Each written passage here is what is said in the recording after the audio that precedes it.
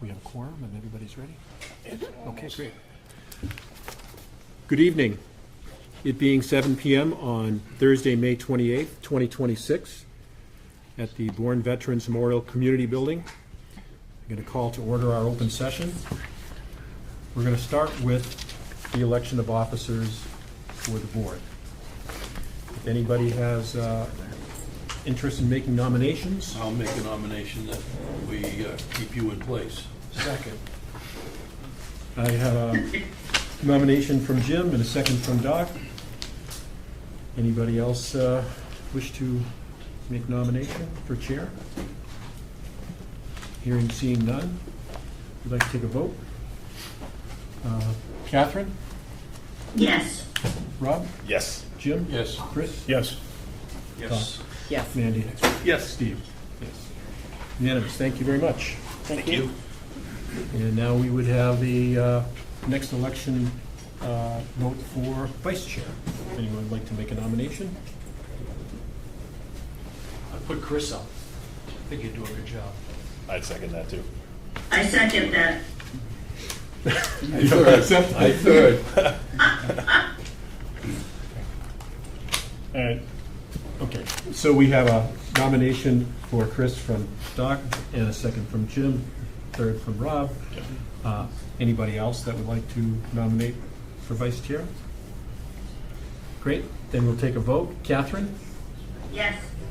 Rob? Yes. Jim? Yes. Can you vote for yourself now? Doc? Mandy?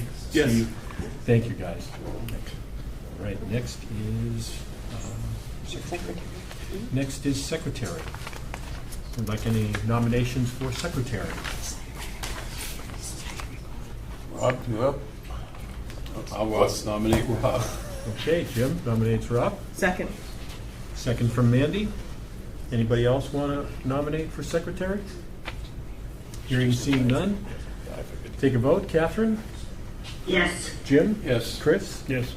Yes. Doc? Mandy? Yes. Steve? And chair votes yes. We still have to do that? Thank you. Great, thank you. Thank you all. Yeah. Next up is the meeting minutes from our April 9th, 2026 meeting. Mr. Chair, I'll make a motion that we accept the minutes as printed. A motion from Jim to accept as written. Do we have a second? Second. Second from Mandy. Any questions from the board? Okay, we'll take a vote on that. Catherine? Yes. Rob? I'm going to abstain because I don't think I was here for that meeting. Yes. Jim, yes. Chris? Abstain. Abstain. Abstain. Doc, abstain. Yes. Mandy? Present. Present. Chair votes yes. Thank you. Okay. Next up, application for site plan review, special permit, SPR/SP number 02-2026, 694 MacArthur Boulevard. Mr. Chairman, if I may. Steve. I have a conflict of interest on this, so I would like to put it on the record that I will not participate in the discussion, the debate, or any votes related to this due to the fact that my family members have an interest, financial interest, in the business that would be going there. So I will be back for the next agenda item, but for this item, I'm going to excuse myself. Thank you. Thank you, Steve.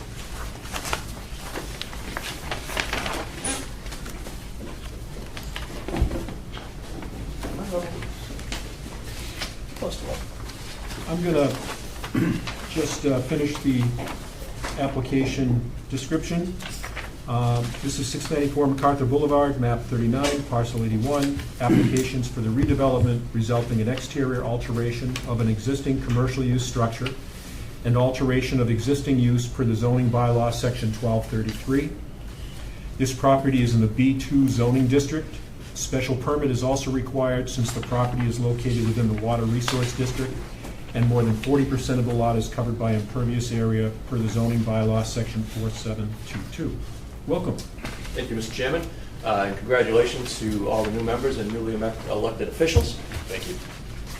For the record, my name is Eric Dias. I'm a registered professional engineer with Strong Point Engineering, here representing 694 MacArthur Boulevard tonight. With me is Janesh Patel, who is part of the ownership team, and with us online is iPhone Mike, whose real name is Mike Kinahan. He is also part of the ownership team, but he wasn't able to join us in person. He's on kid duty tonight. So what I wanted to do, just to kind of set an agenda for this presentation, I wanted to kind of kick it off, lay some groundwork, talk about the site location, why we think it's a great location. Then I'd like to ask Mr. Patel to come up and talk about the business benefits that this project would bring to Bourne. And then I'd like to get back, kind of come back and close it out, talking about the site improvements, the architecture, and fielding any questions. So we will be brief. We know you have a lengthy agenda. We are before you tonight for obviously a marijuana dispensary. This is a site plan approval. As you know, with your zoning overlay, some locations require site plan approval, some require site plan approval plus special permit for the use. This location on MacArthur is only site plan approval with regard to the use. But as you mentioned, Mr. Chair, when you read the opening statement, we do require a special permit for greater than 40% impervious coverage in the Water Resources Overlay District. So about the location, this is an overlay of the zoning map here, and our site, it's 694 MacArthur, is located on the west side, obviously, as everything else is, of MacArthur, which this doesn't give you a full picture, but we're about a half mile from the Otis Rotary. About a half mile from the Otis Rotary, and we are within about 400 feet, or 400 to 500 feet from the, we'll call it the northbound U-turn, the closest northbound U-turn, and we're about 1,500 feet from the closest southbound U-turn. So we're in a great location, good, easy in, easy out. It is a currently developed site. It's been a number of things over the years. I think at one point it was a gun and ammo shop. Most recently, I think it was a auto repair shop. If you're driving down MacArthur, it's the white building that has the decal of the car crashing through it. It's a bit of a blighted site, for lack of a better way to put it. I don't think that's exactly what the town of Bourne has envisioned along MacArthur. So one of the benefits of this project is that we will be, cleaning that site up. Complete facelift to the building, and we'll go over what the architectural style will be. But it's going to really bring a lot of character and a lot of, we'll say beautification, for lack of a word that I can't think of right now, to that site. The other thing we like about this location is because of its location, we're going to cut off a lot of traffic coming from Falmouth, right? People who want to come to Bourne from that area for this exact purpose are going to come and hit this as their first destination on the way through. Aside from that, it's a lot of pass-by traffic on that road, so people aren't going off their beaten path. We did provide a trip generation analysis that's in your packet, and we can go through it in any amount of detail that you'd like. But to summarize, we had Vanessa and Associates do it, very notable and reputable traffic organization, and they've determined that this will have zero impact on everyday traffic. A lot of the sales that we have will be not only walk-in, but at least 50% of the sales we project based on other experience on like facilities with this same ownership team are online orders. So you come in, you pick up your online purchase, and you're out the door, 5-minute trip time, in and out. So we got a very quick turnover here, which is good. So that is location, and that kind of segues into the business operations a little bit. I'm going to ask Mr. Patel to just kind of go over 5 or so minutes of business operations and benefits, and then I'll jump back up and we'll finish out the site plan discussion. Thank you. Good evening, everyone. My name is Janesh Patel, and I'm here representing Bourne Cannabis. I know tonight's a site plan review meeting, so our amazing engineer will walk through all the technical details of the project. I just want to take a few minutes to explain the business side of it, who we are, what we're investing, and why we believe this is going to be a positive project in the town of Bourne. First, we are not a national chain. We are a small business group with real cannabis operating experience. We have local ties and a long-term commitment to operating responsibly. The project represents a significant private investment into Bourne. We expect to invest approximately $2 to $3 million into the property, including building renovation, security systems, equipment, staffing. Our goal is to take an underutilized property and bring it back to life in a clean, secure, professionally operated retail business. The project will also create meaningful employment we expect to create approximately 20 to 30 jobs, and our goal is for those jobs to be real career opportunities, not just hourly wages.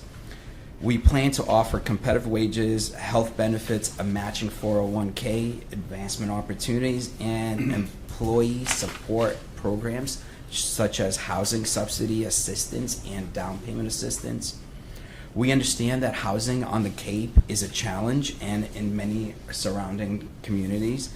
If we can help our employees live closer to where they work, stay in the community, and eventually become owners, that is good for our employees, good for our business, and good for the town. The town will also benefit from a new tax revenue. Over time, this business can create significant tax dollars for Bourne. A large portion of our customer base is expected to come from surrounding towns, Cape traffic, and out-of-town visitors who are already traveling through the area. That means we're going to bring outside dollars into Bourne. We also believe this location makes sense from a business standpoint. It is already on an existing commercial corridor where people are already traveling. We are not trying to force this use into a residential neighborhood. We are proposing a regulated, secure, professionally managed business in a location that can support it. Experience is also very important in this industry. Cannabis is one of the most highly regulated businesses in Massachusetts. Operators must comply with strict rules around security, inventory tracking, employee training, ID verification, product handling, testing, packaging. This is not a business where someone can simply open up and learn as they go. Our team has experience in regulated retail and cannabis operations. I personally have experience operating businesses in food, gas, liquor, and cannabis, all industries where compliance, security, customer service, and employee training matter. One of our strongest parts of this project is Mike's experience with Tower 3. Mike helped build Tower 3 from the ground up, from concept through licensing, construction, cultivation, and operations. Tower 3 has become one of the most respected cultivation brands in Massachusetts. What makes Tower 3 different is in the way that they grow. They use a living soil, organic style cultivation process that focuses on soil health, sustainability, and natural growing practices. This includes worm farming, beneficial organisms, cover crops. They focus on growing a clearer, healthier, higher quality product. Because of that and our connection with Mike, we will be able to get their product, which is highly sought out after in Massachusetts. But beyond the product, what matters most to us is how we operate. We want Bourne Cannabis to be a professional, secure, transparent, and accountable business. We want to work with the town, with public safety, and with town staff, and with this board. Our goal is to be a good neighbor and a long-term partner. At the end of the day, this project is about more than just cannabis. It's about investing $2 to $3 million into Bourne. It's about improving an underutilized property, and it's creating 20 to 30 jobs that have higher benefits than what's around. Also, I heard Eric mention the painting that we have on the building. We are going to try to save that and create a display on the inside. So we want to preserve what is there. I love the painting, so we will preserve it. It's going to be a mural, and it's going to be on the inside of the building. But we're here for the long term. We're here to do whatever we need to do.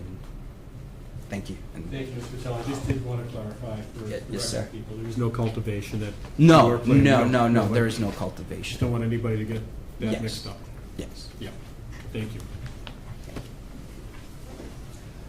Thank you, Dash. And, you know, admittedly, business operations a little bit outside of the realm of of site plan review. But we think it's important in this case, and we wanted to kind of highlight some of those things. With the package that they offer to their employees especially, we feel that it's a model for what all businesses should strive for, with helping out with rent assistance and down payment assistance and social programs for employees and things like that. So we thought it was very important to highlight just a couple of the benefits to the town. But to get into the meat and potatoes of the site plan review, let's kind of flip through this. Yeah. So this is our existing conditions plan. I'm going to bring this with me so people can hear me online. This is our existing conditions plan. We are paved pretty much the whole front of the site, as you're all aware. Parking is, I'm going to say, non-compliant. Spaces are odd sizes. There's probably not enough of them for the use. All of that stuff. So also we have dilapidated fences all over the place here, kind of eyesores all over the place. But when we get into our proposed, yes. So our proposed conditions plan. So the building footprint is remaining the same. We are going to give it a facelift, and I'll walk through some of those architecturals a little bit. We are restriping the entire parking lot. We're going to refinish. We're going to restripe the entire parking lot. And we are removing certain sections of existing impervious surface. So one of the things I set the table with earlier is that we're before you for a site special permit for the Water Resources District. In layman's terms, the Water Resources Protection District is all about getting as much clean water back into the ground as we possibly can. So eliminating impervious surfaces where water can't penetrate the ground is one way to do that. Another way to do that is to start actually installing stormwater management systems. This site currently has no stormwater management whatsoever. So one of the things we've been able to do, the benefit of having very sandy soils here, is we've been able to take the entirety of the rooftop system and we're going to pipe that into an underground rooftop infiltration system. So we're going to automatically greatly increase the amount of water that's getting back into the ground. Roof water is clean, so it doesn't need to be treated separately. And on top of that, the system is currently serviced by a failed septic system. Excuse me, the site is currently serviced by a failed septic system. So our next step in this process will be to permit and install a completely new septic system that is 100% conforming to current state and local regulations. So again, we're cleaning water before we get it back into the ground. So those are pretty significant benefits to the interests of the water quality special permit. Beyond that, we have proposed a complete lighting and landscaping plan for this. Landscaping is rather robust. We're kind of cramming in as much color as we can into all the locations around the building, and even this side of the property where it's currently paved almost up to the edge, we're cutting some of that back and we're going to landscape there. I should also notice that this undeveloped piece of property is owned by the same people. We have currently not proposed to do any expansion into that area. We don't feel that we need to. We are fully compliant with what's required for parking under the zoning bylaw. In fact, if you go through our trip generation report, we have more parking, significantly more parking, than that says that we need. So we're completely compliant. But if there was ever a need, only point being, we do have the ability to expand at some point, which obviously would require us to come back before this board. But the ability is there. With regard to site lighting, we're not a 24-hour operation. There are requirements that the site needs to be illuminated to some degree overnight because of security, and those requirements are mandated by the CCC. But point being, we do have the ability to kind of tamp lighting down. As proposed now, all lights are on the building. They're downward facing, which you can see the fixtures here. They're all LED, dark sky compliant, zero spillover at the property lines. But when we're off hours, we can kind of turn them down a little bit more and titrate that down so it's not lit up like Fenway when you're driving down MacArthur. Really, those are the finer points of the site plan. You know, we're making it better, giving it a facelift overall, getting rid of a bunch of impervious surface, getting a whole bunch of clean water back into the ground. And then to just very briefly go over the architecturals for this.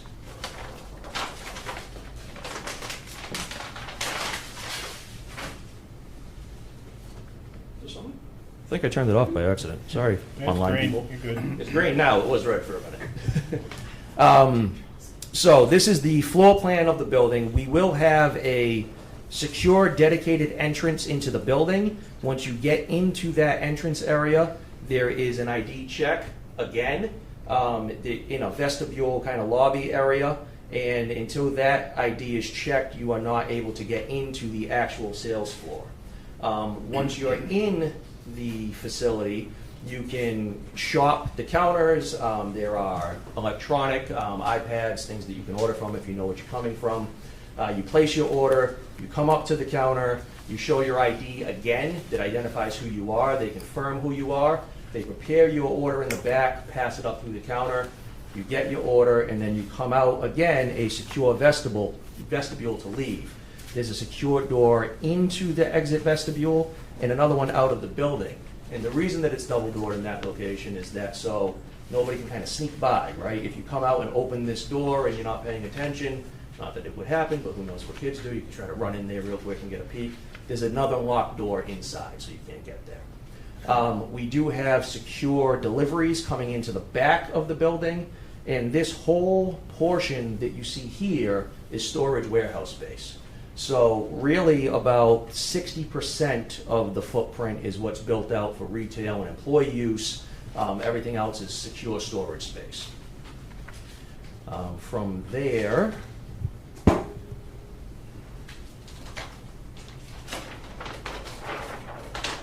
this is, up here is an elevation view of what the front of the building is going to look like.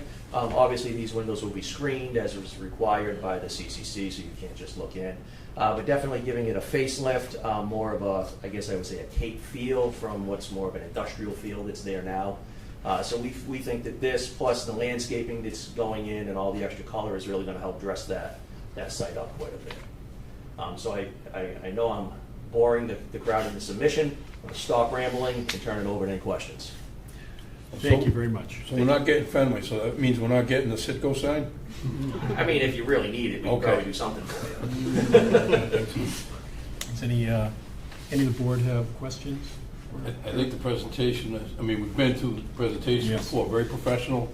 You hit all the right, Thank you. all the right boxes. Thank you. Thank you very much. Yeah, just a comment about the landscape. It looks robust, it looks, like you put a lot of good stuff in there. We typically on this board have a problem with about four or five submissions where the problem is not in the planting plan, it's in the plant list. Okay. The world seems to have moved to containers now, number threes, number fives, where they used to be balled and burlapped, and the town is part of section 3500, the zoning bylaw requires that the upright shrubs be 24 inches tall at the substantial completion inspection. So your plant list doesn't have any shrubs that specify a minimum 24 inches. So I just want to, I've got a written comment here. If I can just spread those down. And some recommendations. Just send these down. Essentially, shade trees, they've got them listed as 3-inch. They have shade trees listed as 3-inch. In the trade, they're usually sold as 2.5 to 3, 3 to 3.5. If the contractor goes in and says 3 inches, 2.5 to 3, the median will fall between 2.5 and 3, and it won't meet code. Okay. So they should clarify that and specify them as 3 to 3.5 inches for shade trees. Sure.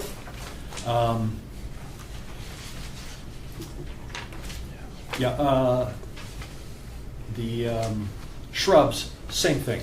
You can put number 3 and number 5 containers, but in the notes column and in the planting notes, town regulations require upright shrubs to be 24 inches at the inspection for substantial completion. So I'm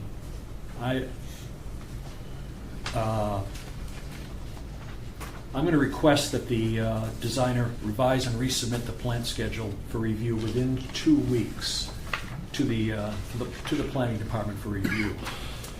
I noticed on the irrigation notes they talk about irrigation will comply with several comments. Mhm. Is the owner committing to irrigation for the landscape? I- It seems like boilerplate. If somebody does irrigation, then we should meet these requirements. Sure. So the question is, are you contemplating irrigation? Janesh, are we irrigating? That was not on the plans, but. Well, I'll tell you what, we can't compel it. Sure. But I'm just saying, if the landscape is not irrigated, then on the second page, you'll see a detail modification. Mhm. Gator bags on the shade trees. Sure. That is irrigation bags, they Yep. are cheap as hell, Mhm. and somebody just has to care enough to fill them up once every 2 weeks, and they drip irrigate, and they'll help get the trees established. Sure. So this is for discussion for the board. The owner should notify the planning department in advance when the contractor has scheduled plant delivery to the site to allow review of plant sizes before installation, rather than have them in the ground and be rejected Sure. for size. So let somebody know that the contractor is going to be there Tuesday with his stuff. Someone can go out and say, great, put it in the ground. And the owner should notify the planning department when they plan to apply for the certificate of occupancy, so that the planning board has a chance to review. Okay. That's all I have.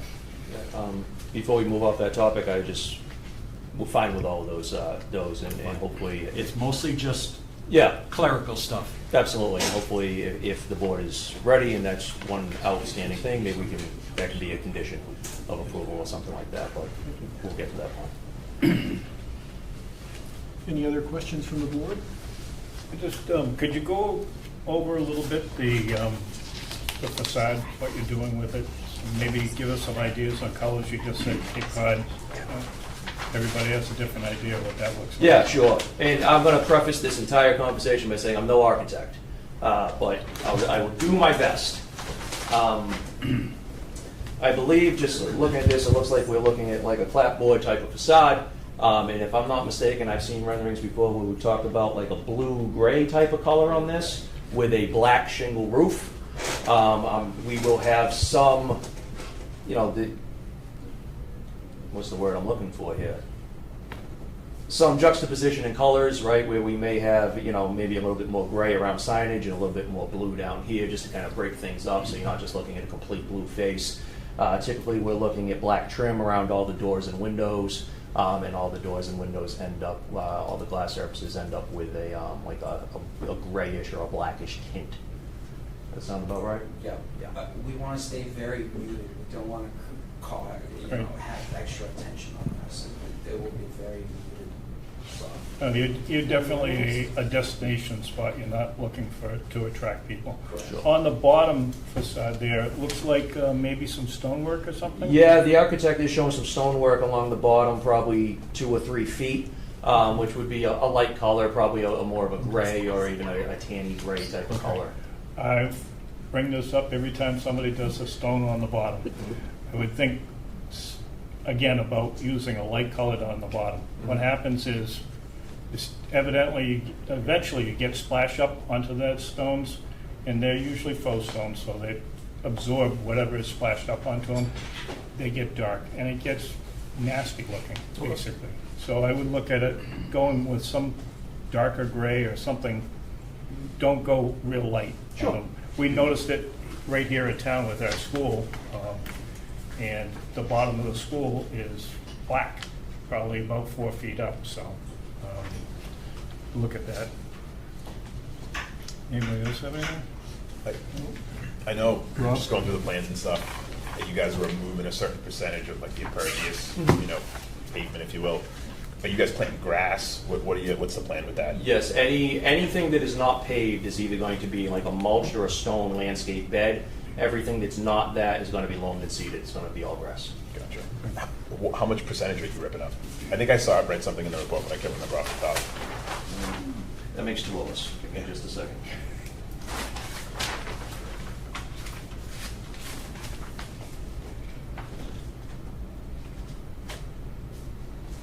Chris Suarez.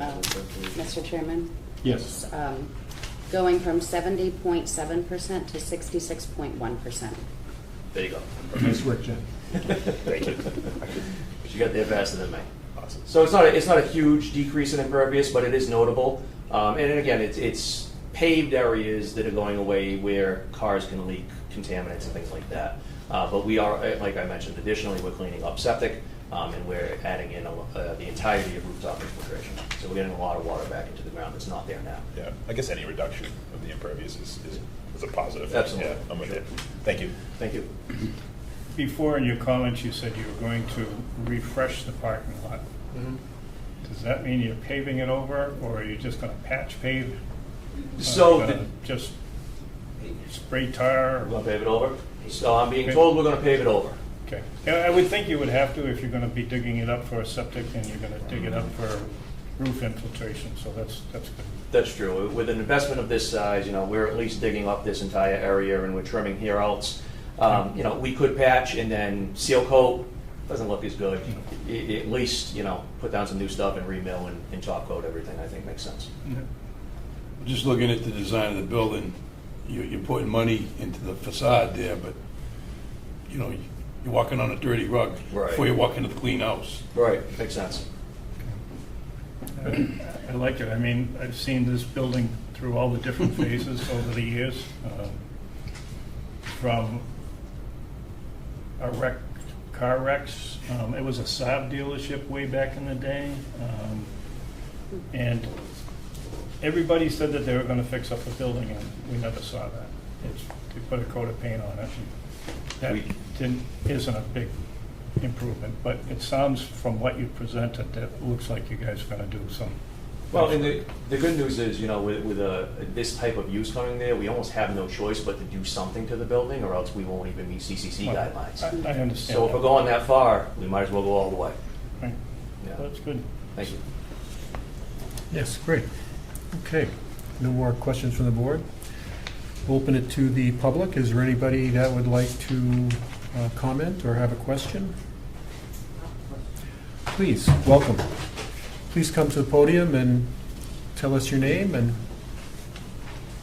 share your thoughts. My name is Diane Johnson, and I live in Pecasset. I'm in the condo complex that abuts this property.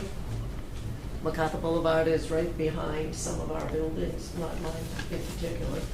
And I was just wondering about your plans for security. You talked about the locks and getting in and getting out, but as for your delivery and storage area being in the back of the building, and there is a strip, a buffer strip between the residents of trees. It's a wooded area, but it's not very large. I mean, it's not deck-wise from the highway. I was wondering if you're planning on any type of fencing to secure the residents that are living right adjacent to the property.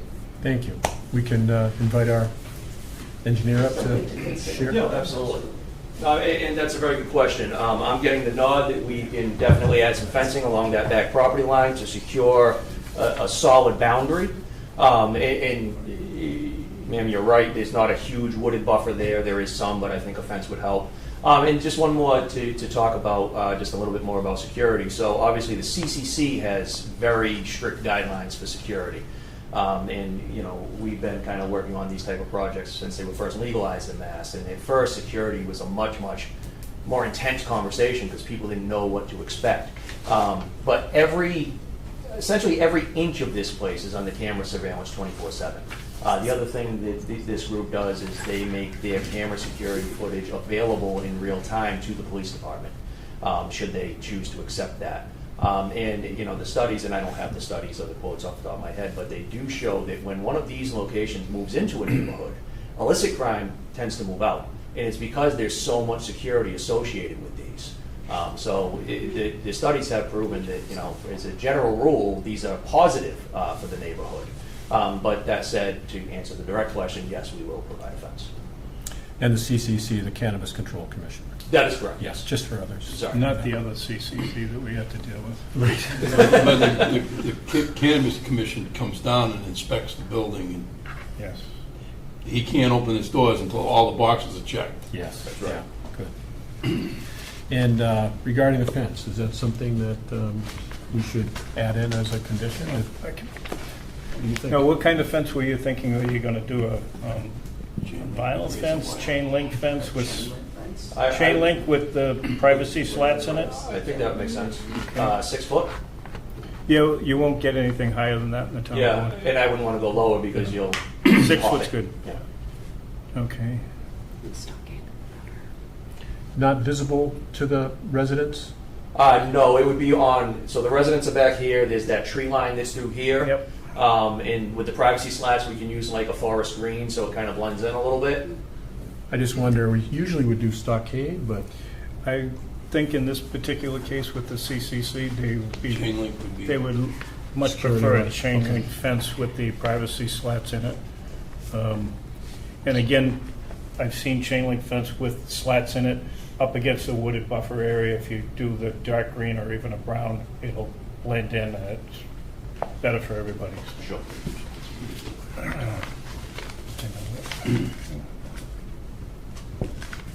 good. Anything else? Any other comments from the public?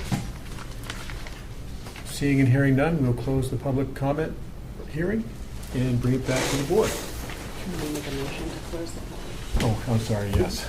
I make a motion to close the public hearing. I'll second that motion. Jim, can you make the motion? I'll make the motion. And a second, I'll second it. and a second from Rob. Any other discussion? Take a vote to close the public hearing. Catherine?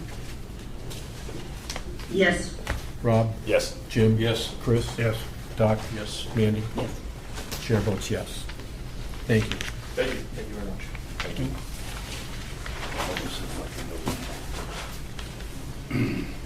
Anybody else from the board have any other comments they want to make? Okay. This is our third facility that we're This is. approving. Most of this has been repetitious, but I'm just going to go through it. Mr. Chairman, I have reviewed this project, and the applicant proposes redeveloping an existing vacant 6,475 plus or minus square foot commercial building to operate an adult-use marijuana retail facility on a 28,799 square foot parcel located at number 694 MacArthur Boulevard. The project is located in the B2 district and is within the MacArthur Boulevard Marijuana Overlay District. Based on the planning board's review of the exhibits, testimony, and applicant expert witnesses, and the record of the proceedings, the planning board has found that the project is consistent with the town of Bourne zoning bylaw, section 1230, site plan review, and 1331 special permit criteria, 2500 footnote I, and 4700 water resource district, and 4850 marijuana overlay district. Special permit number 2 of 2026 meets the criteria for a special permit of the following. Pedestrian vehicular flow and safety has been met. The utilities and other public services are adequate. The impacted areas to the natural environment will be revegetated. Impact on nearby developed premises is minimized because the business will be located within the existing structure. The existing building is visually compatible with the surroundings. The project is consistent with the water district, and it will not have adverse effect on overbalance and its beneficial effects. There is no impact to the town on its need for year-round housing.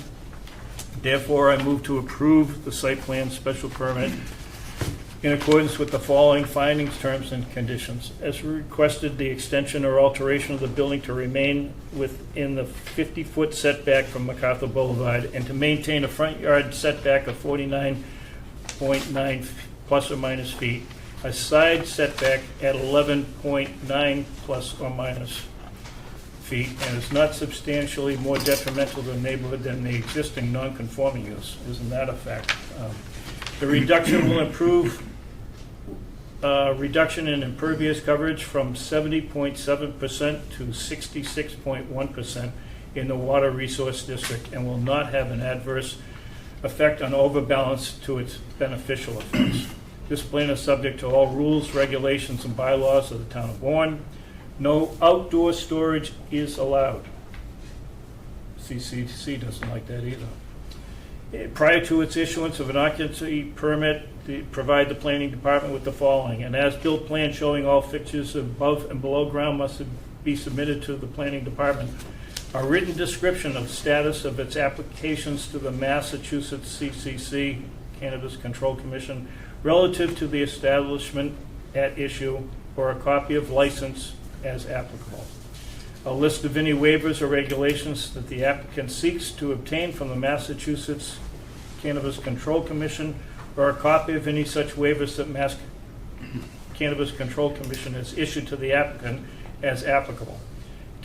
Copies of all licenses, permits, or other legal authorizations issued by the Commonwealth of Massachusetts or any of its agencies to the applicant for the proposed medical use marijuana and or adult use marijuana retailer. Emergency access and vehicle turnaround as per the fire department. All Tier 1 documents as outlined in the building code shall be provided to the Bourne Fire Department. A Knox box or Knox boxes padlock are required to ensure fire department access to the property. Prohibitions of the Water Resource District under Section 4700 must be included in all leases and posted in an area visible to the public and employees for a leasable unit. The proposed landscaping alternative is authorized for a minimum of, and we'll get into that. What is that? We've got it. I've got that. Now, if I have to defer it, I'll read it all in, but.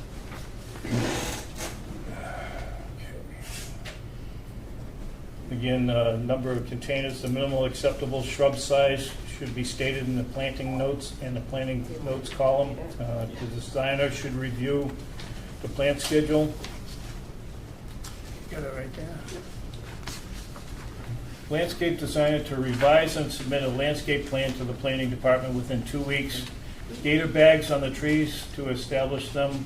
I'll get to those later. Let's go back to this. Okay,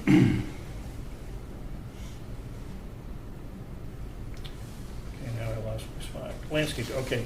Defer to the health department for final determination of compliance with the sewage system as prior to the issuance of the building permit. Defer to the water district for adequacy of water. Defer to the conservation department for compliance with conservation regulations. The project engineer shall submit written with sealed stamp affixed certifying that the work has been done in accordance with the approved plans and conditions of this approval. Planting, again, will be resubmitted to the planning department, and all plants will be maintained for a minimum of 3 years, if not in perpetuity. 6-foot chain link fence with privacy slats to be installed on the westerly portion of the property to screen the activities from this place from the nearby condominium complex.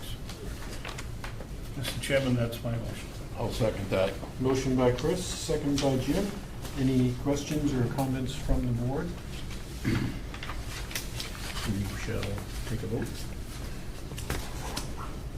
Okay, this is to approve the special permit and site plan review. Catherine? Yes. Rob? Yes. Jim? Yes. Chris? Yes. Doc? Mandy? Yes. Chair votes yes. Unanimous approval. Congratulations. Good luck. Thank you all very much for your time, and thank you, staff, for your help. Thank you. You want to tell Steve?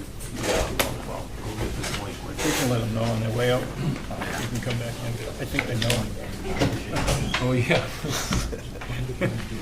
Oh, Okay, well. what's 28 acres? I got so much. What trees are I'm gonna go use the restroom. I'll be right back.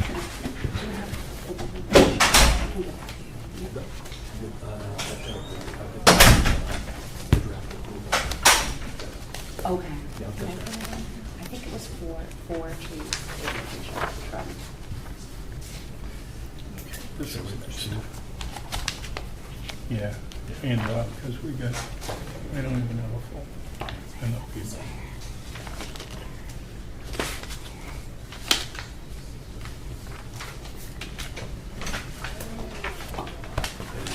Thanks. Back to the phone.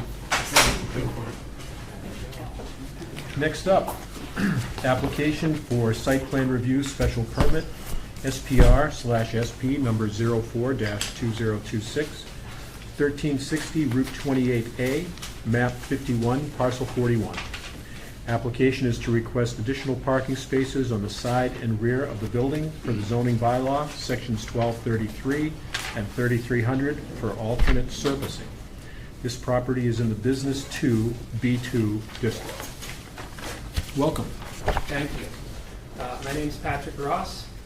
Along with my wife Jenny, we own Katamet Fish in Katamet. The fish market has been in operation as a retail and wholesale seafood facility since 1981. My wife and I purchased the business and the property in 2022.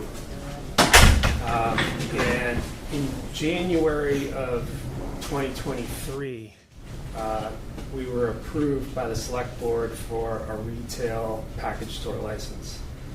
That license has been held up in appeals from another applicant, and so after about 3 years of waiting out those appeals, we went through town meeting and had a citizen petition, which was sent up to the State House, and it's moving its way through the State House. But in 2023, when we were approved, one of the conditions that the select board put on that approval was a site plan review, and specifically focused on adequacy of parking spaces for the additional use of a package store license. So we worked with the engineer to designate additional spots on the side of the building and in the rear of the building for parking spaces. Those areas are gravel and crushed shell. So that is the reason that we're applying for. I believe that's the reason why we're applying for the special permit to designate those parking spaces. Yes. So, That's all I have. this seems pretty straightforward. Have you had a chance to review this? Yes, I have. Doc? Chairman, I have reviewed it, visited the site. The operation presents itself very well when you're coming down the highway. I came down 28A, and I'm pretty sure that more than half of your customers come south on 28A. You haven't submitted a landscape plan, so that has to be done. We can't dictate the contents of that other than the numbers, and it looks like 4 street trees and about 33 shrubs. And just make an observation, I think the building presents itself very well. It has a sort of a waterfront Rockport vibe that meshes very nicely with your brand, and I think the image supports your brand. One flaw I've seen on the site is you're approaching, you see the sign, you look left, you see the building, nice looking building, and then all of a sudden the whole complex of the courtyard sort of overpowers you. You start looking at the courtyard, their parking lot, and so on. When I was down visiting the site, there was a tractor trailer parked right there, unloading provisions to the nearby restaurant.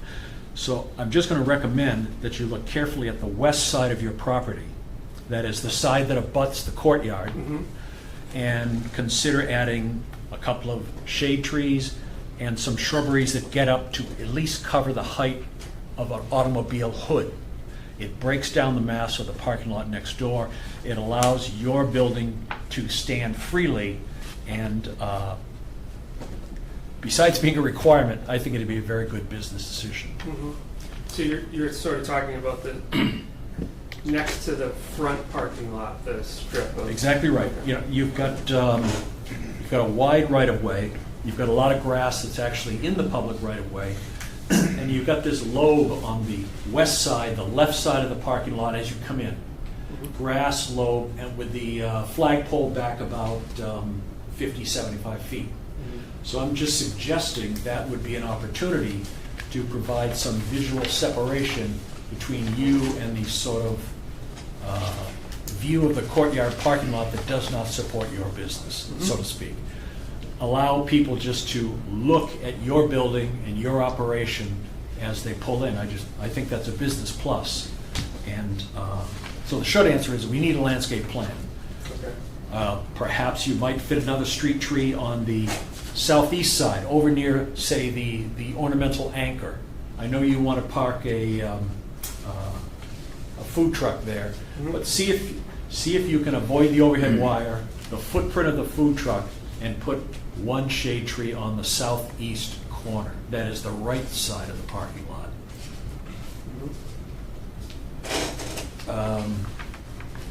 Couple of other additions.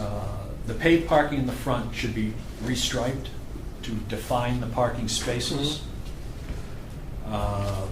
I think there should be wheel stops because there is no timber curb at the front side at the face of that parking lot. There's no timber curb. I recommend make a condition that you install wheel stops. The dumpsters in the back should be screened. I personally don't think they need to be enclosed. Just the view from the road blocked by gates, just some visual barrier to the dumpsters in the back. And that's all I have. Anyone have any other questions? Any other questions from the board? Yeah, I had a couple questions. Patrick, quickly, the back parking lot, it's seashells and gravel, I understand that now. But you have a number of parking spots there. How are you going to define those as parking spots? I mean, how's anybody going to know how to park? I mean, people are stupid. And if you don't give them an idea, say, we want you to park like this. So Doc was just talking about maybe wheel stops in the front. Maybe if you did some of those in the back, it would just, you don't have to do them all, but some of them, I would say, closer to the front of the building. Yeah. Put some wheel stops up there, and people now say, okay, this is where I'm supposed to park. Okay. Otherwise, it's going to mess you up, because some guy comes in from probably New Jersey, never been down there, and he's going to park wherever he feels like, because that's how they do it in Jersey. And your dumb citizens will be grateful. No, it's just, I mean, it's common sense to us, but unfortunately, most people don't have common sense. So. I don't think you're allowed to criticize New Jersey specifically, Well, but it could be from anywhere I else. just said baby Jersey. He didn't work at the chemical plant. He's all set. Other than that, Patrick, I think it's great. I would concur with Doc. The curb block those front parking lots. The additional plantings would be good. The only question I have is the food truck. How does that work? Well, it's just, we only bring it out on weekends in the summer.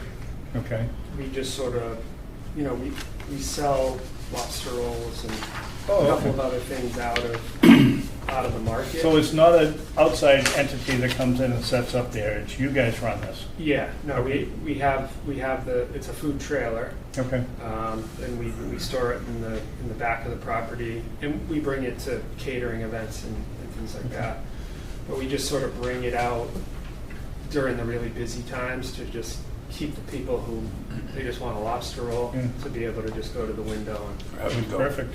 Let me just carry that forward one bit.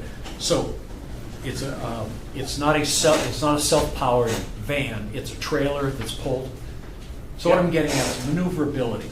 I suggested putting a street tree on that corner. There's an overhead wire, so you might like to avoid the overhead wire, even though it's on private property and the power company will not be trashing your tree. But it's limited space. So my question is, can you fit a shade tree between the food trailer location and the right-of-way line? So just take a look at that. Would love to try and see if we could get a shade tree in there. Yeah. But I wouldn't want it run down the first time someone maneuvers the trailer into that position and knocks it over. So if we put it on the other side of the trailer, would that still be compliant? Well, I'm trying to understand the maneuvering. If it's a very narrow slot, and Yeah, so my thinking was it would be between the trailer and, I don't know what, the anchor. It's a very tight spot. But if someone is clumsy backing the trailer in, I'd hate to see them take out that tree that you paid for the first summer. yeah. Maybe a bollard, I don't know. It can be done. Right. There's just enough of a lane for me to pull pull the trailer up and go to, coming out towards the street, go to the left of that anchor. And then the tongue sits like right behind the anchor. Here's a suggestion. That is, go out there and with a spray paint, just spray in the footprint of the trailer. See how much room you have. And if you think you've got enough tree, just put a stake in the ground and submit that as part of your plan to the planning board. Just say, trees on the west side, single tree on the east side. It looks like it works. Just give it just kind of walk it out and see if it works. Just, you pay for the tree, you don't want to knock down the first side. Right. Well, if you put a grade stake in the ground and then you can back in around it, then you'll prove to yourself Right, it you works are. or it isn't. I'm with So, you, pal. so that's really good. Okay. Patrick, are you, and you might have already discussed it, so I'm sorry if you did, are you gonna put any, like, signage up about parking in the rear of the building? Yes. Okay. Yeah, sort of to the right side of the front door. We plan to put a sign that says additional parking with an arrow pointing that way. Okay, awesome. I just, in the rear of the building, I always, like, just as my Yeah. pulling, I think that's like for employees only, so. There's no way anybody would know unless we put something up. Gotcha, perfect. Thank you. I'll tell you, and here's an additional thought from the planning department, that is, take a look at what fits. We won't insist on an arbitrary number if it's physically a problem. That is, you just can't fit them all on, but make a proposal. 4 shade trees is reasonable, 33 shrubs. Let us know what fits. But make an effort to buffer the view of the courtyard parking lot. And then your designer should have the shrubs large enough, ultimately, so that they cover the hood of a car. That just breaks down the mass of the parking lot and will help you a lot. So in the 4 shade trees and 33 shrubs, do the existing shrubs or the existing like bushes on the front of the building, do those sort of count towards that total, or is it additional? Normally, no, but make a reasonable proposal. Okay.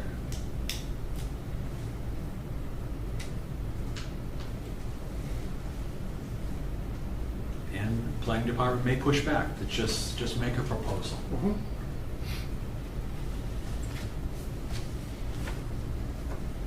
Any other questions or comments? Just, I'm gonna go back to that new parking that he's gonna create. Looking at your diagram here, there's a wood loading dock and then there's a concrete loading dock. In front of the wood loading dock, you're proposing 3 parking spots for the public. Is that gonna interfere with your operation using that wooden loading dock? No. No? You just mainly rely on the concrete loading dock? Yeah, we don't use the wood loading dock was built around an old trailer that used to be for storage, but that's long gone. Okay. We're likely gonna remove the wooden loading dock. It's all rotted. Well, probably be a good time while you're establishing the parking, so. Yeah. Again, people are stupid. You gotta give them direction. Not everybody, just you. Anybody else? Steve? Thank you. He had- So, he had an a couple of engineer. things. Piggybacking on Chris, under our bylaws, if you get the special permit, you're allowed to do these spots.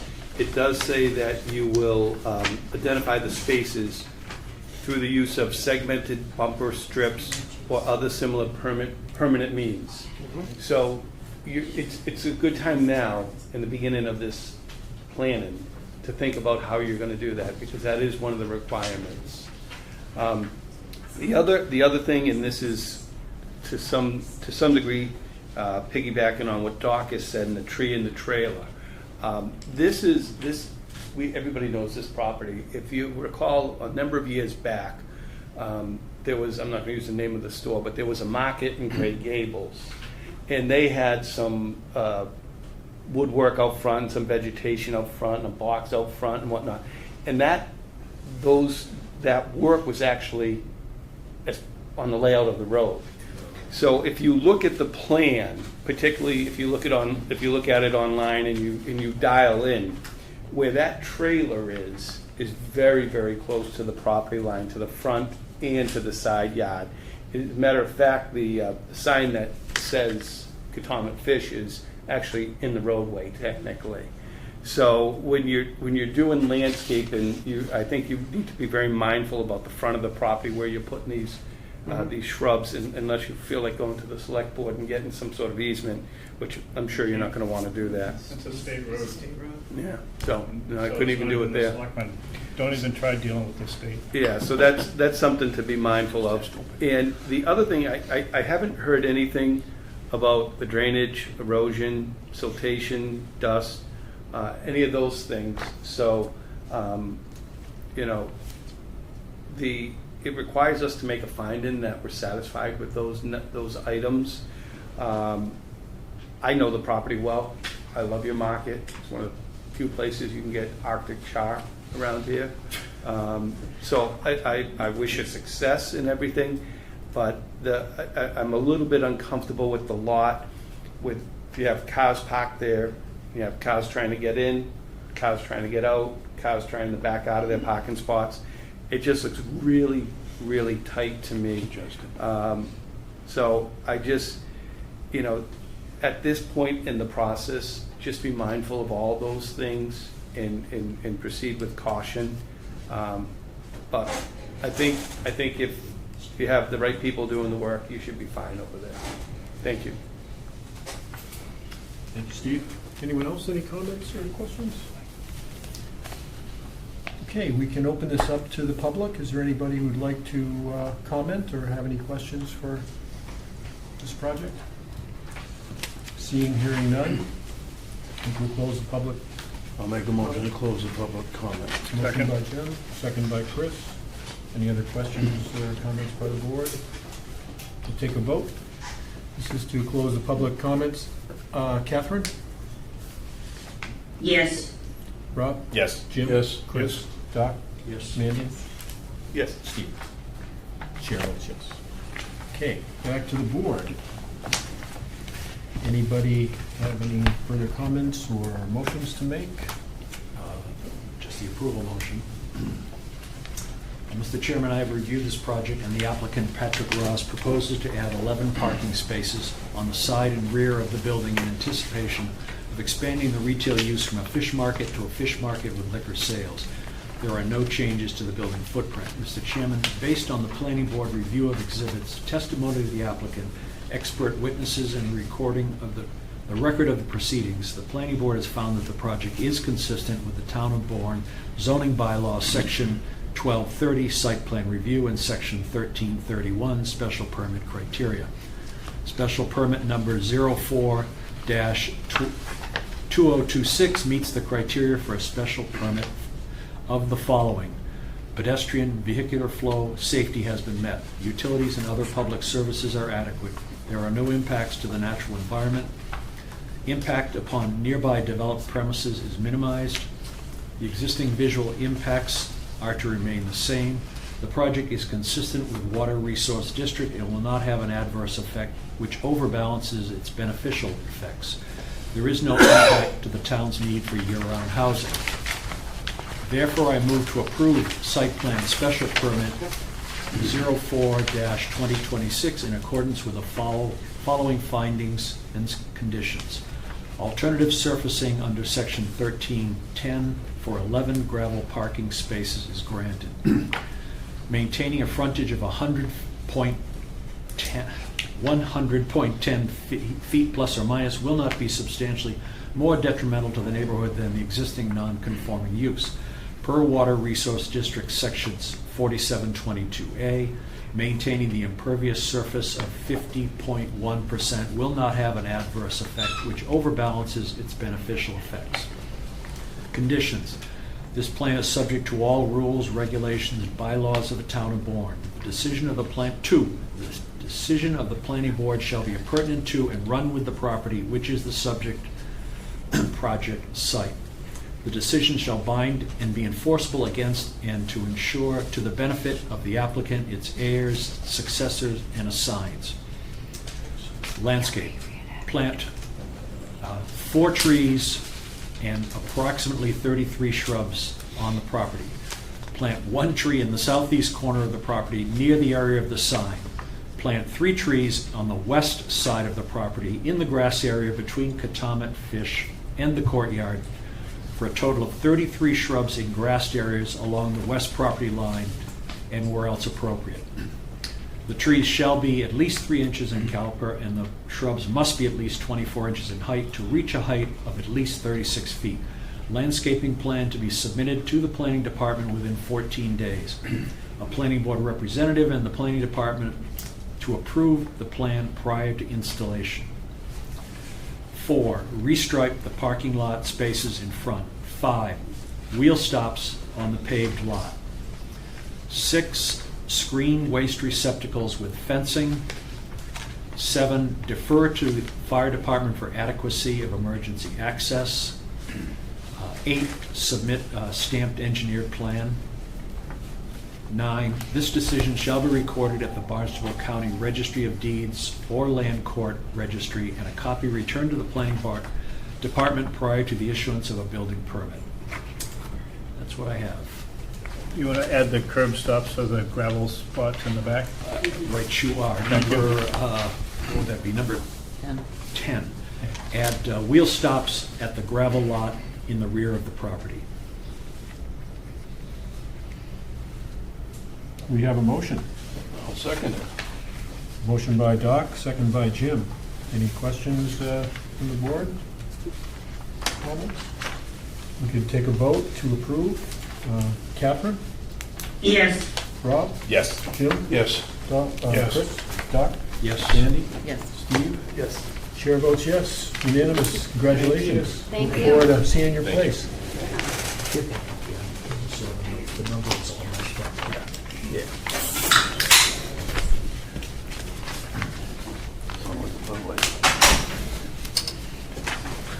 Next up, application for site plan review, special permit, SPR/SP number 05-2026, 130 MacArthur Boulevard. Application is to request to redevelop the existing parcel for use as a granite countertop facility in accordance with zoning bylaw sections 1330 and 4500.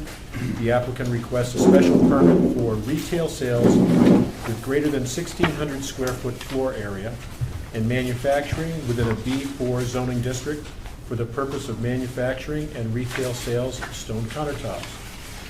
Welcome, Rob Dewar. Good evening, everyone. Good evening, everyone. For the record, Robert DeWar here with Bracken Engineering on behalf of Amazon Granite. I am actually joined this evening by the owner and operator of Amazon Granite, Deani Braga, and the contractor, Celio Da Silva. We have an existing business in town, Amazon Granite. Some of the board may be familiar with their current location, located on Clay Pond Road.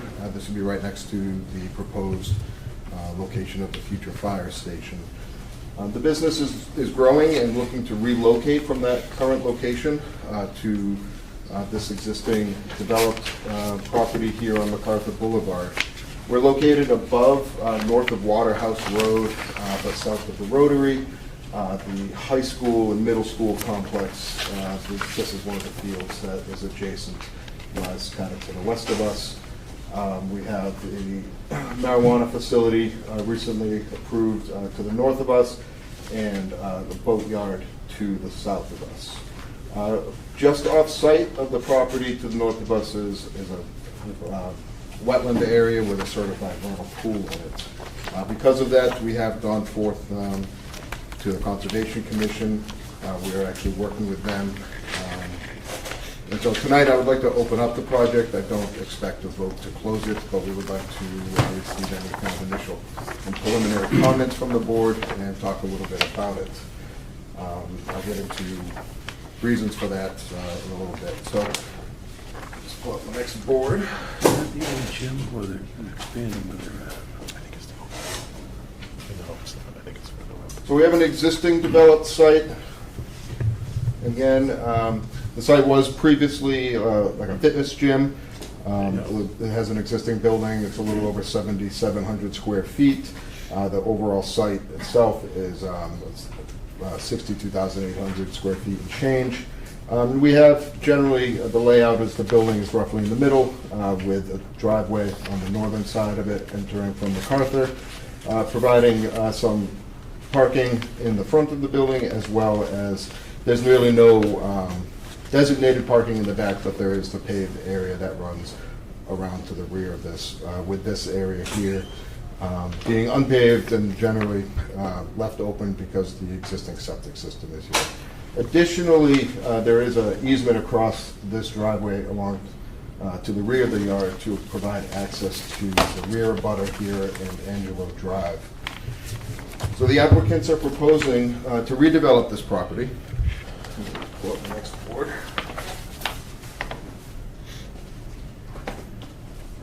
We're going to redevelop the property with leaving the same building as is, with the exception of some modifications to the front. They're going to rebuild this front bump out, as well as provide a covered stoop entryway here.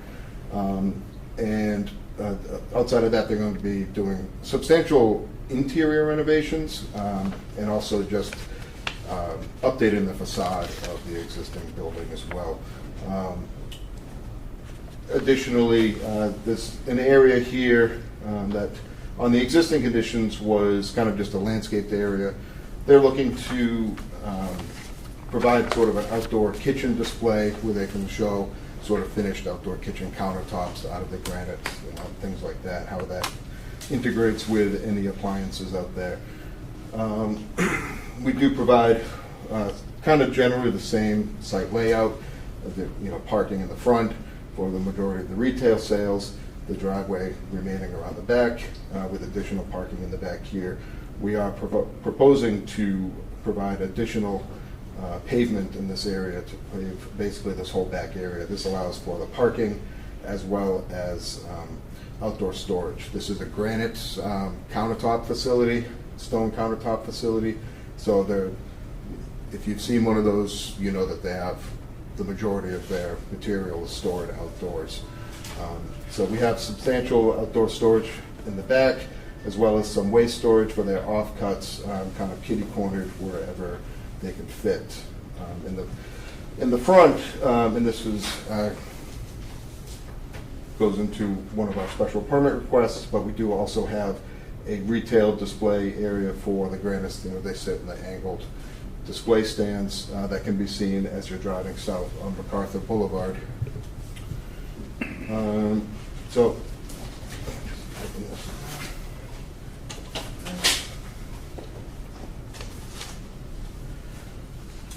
as a result, Rob, before you go further, can you just go over where these slabs going to be stored out in the front?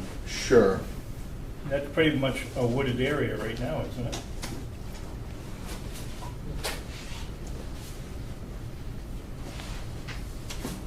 Yes. So the front, outside of the driveway entrance, there is a wooded buffer here. We're proposing to clear a good portion of that to allow some regrading, because this is coming up. This is sort of a natural low point here, which I can get into in the grading plan. But they're going to bring this up a couple of feet, and then some of this will be cleared to provide a more even slope down So you can see the retail area. We are proposing to remove 8 trees along this area that are diseased, damaged. It's part of the landscaping. Most of it's plan. low scrub though, right? So- Yeah, the majority of it is low scrub. There's some invasive vines in there. There's a lot of scrubby trees less than 6 inches in diameter. The idea would be It's to all junk in there. I just- yeah, the idea would be to clean that up.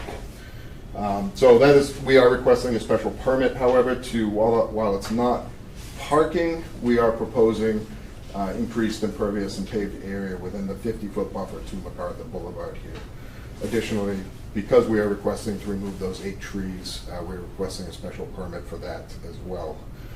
Lastly, we do need a special permit for the usage of the building since it is retail over 1,600 square feet in gross floor area, as well as the manufacturing purposes for the creation of the countertops. So if I can just get into the stormwater a little bit, and kind of generally the site upgrades. The existing septic system, while it would probably pass a Title V, is not Title V compliant. Additionally, it's not load rated for H20 load rating, so we are proposing a new Title V compliant septic system to accommodate the use. It's actually a reduction in flow from the from the existing system, which helps bring our nitrogen loading down on the parcel from what's existing now. Again, we are proposing increase in impervious area on site, but as of now, there is no stormwater management on site whatsoever. Generally, all the stormwater in the back and even what's in the front here flows downhill, and all ends up into the wetland with the vernal pool in the back. So we are still working through conservation at the moment. Initially, our stormwater system was designed to treat the 1 inch, the water quality volume for all of the pavement areas as shown. And we had storage and recharge for up to a 25-year storm. What we're running into is that the vernal pool in the wetland system up here is not recharged by groundwater. It's actually charged only by runoff. So we're looking to, and we're working with conservation as well as the abutters here at 3 Angelo Drive and 120 MacArthur at redesigning a bit of the drainage to provide and match the volume of stormwater that's currently going over there with what's going to go post-construction. So we're looking at providing some treatment, and I'll bring up a draft plan that we've been working on to give you guys an idea. But generally speaking, we're providing an increase in treatment and recharge of the site. Roof runoff at the moment just is discharged at grade. We'll be piping that into subsurface infiltration units, so we get recharge for the roof runoff. And we'll also be recharging, because this is redevelopment, particularly with this new plan, we'll be recharging any areas that are increased in impervious coverage. So let me just bring up that plan real quick, just so we can get an idea of what we're looking at.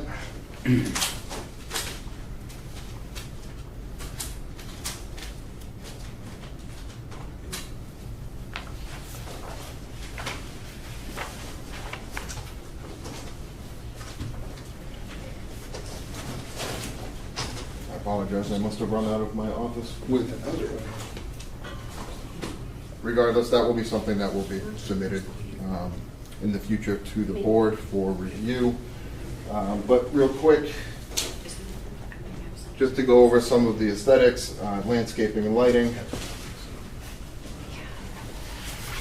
The existing building now, we're looking at updating the facade of it. We're looking at kind of a white color scheme for the siding, a dark gray, black shingles. You can kind of get an idea of what the front of the building is going to look like.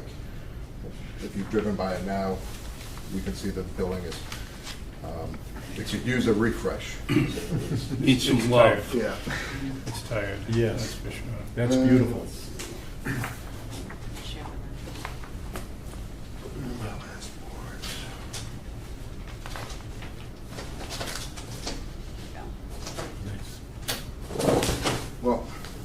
We have some renderings up. Oh, perfect. Thank you. Landscaping wise, again, we are proposing to remove the 8 trees from the front 50-foot buffer. We are proposing to leave the 2 healthiest, largest trees there, as well as providing a pretty robust planting schedule for lower shrubs and perennials. So we do have 3, grab the layout plan, 3 proposed light poles to provide site lighting.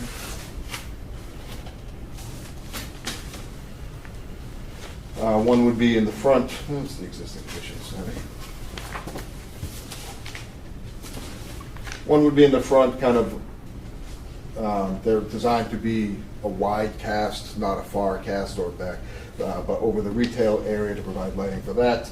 Additionally, another one, similar lights over the parking areas in the front. And then finally, actually we have 4 poles, sorry. 2 in the back corners here, just to illuminate this back area. So, again, we are requesting a special permit for the use and 2 special permits for the retail display in the 50-foot, as well as removal of the 8 trees. I guess with that being said, I'd open it up to any preliminary questions that the board may have. Again, we're not looking to close tonight, but looking for some feedback. Great, so you'll be asking for a continuance? We will, yeah. Yeah, okay. Any questions from the board? This is a great project. I know that old building, and it was full of mold and... Yeah, so Just- that's a couple of things on that is actually, as we've been working through the drainage issues and the concerns with the runoff to the sites, what we have, was my aerial. We have a couple of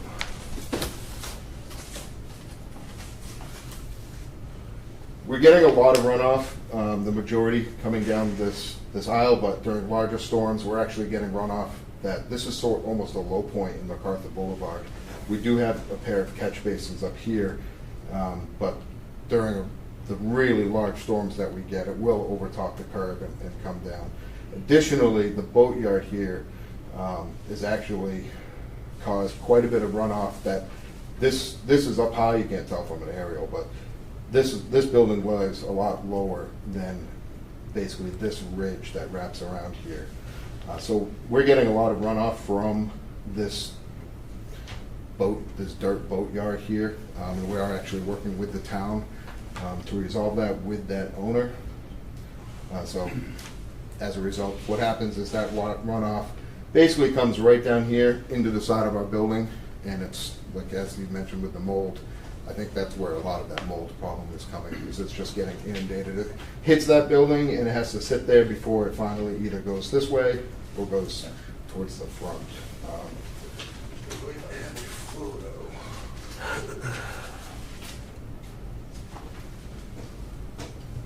of that.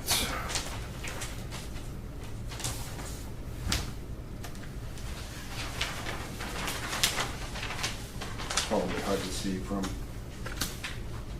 back. This is actually standing here, looking back at this building and roughly around this area. We've got enough runoff that it's actually, there must be a huge issue, because it's sort of rotted and blown out as fence in parts and created this almost swale that comes out and washes out in the larger storms. So again, we're working through a couple of these ongoing issues, so we will be requesting a continuance. Great. Great project.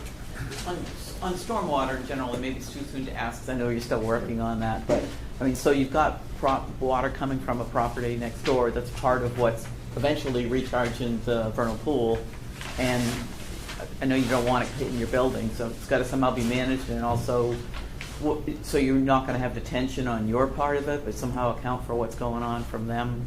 So, working with the town would be basically enforcing mitigation on the abutters property to eliminate their stormwater Sure. from leaving the site.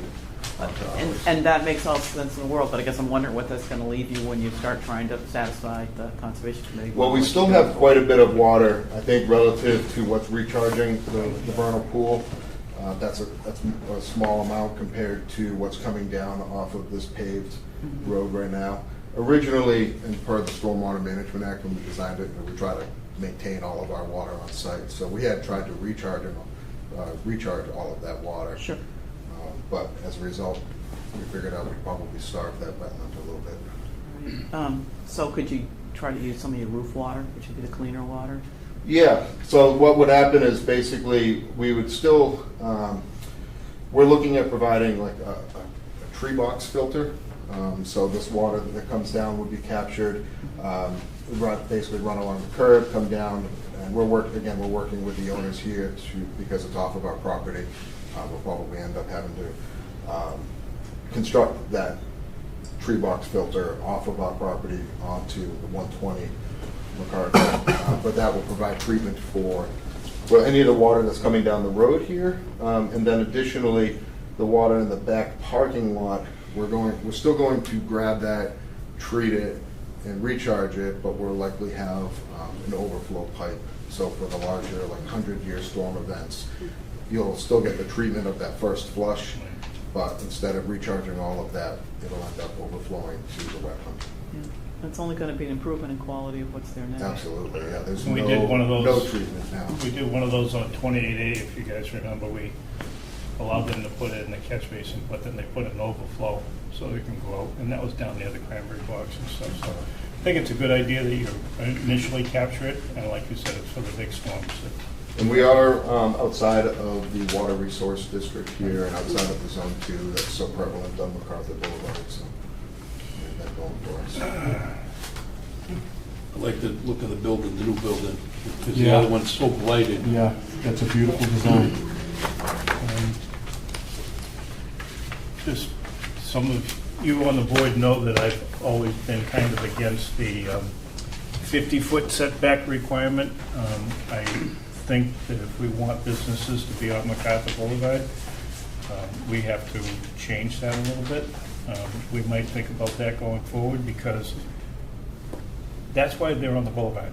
They want the exposure.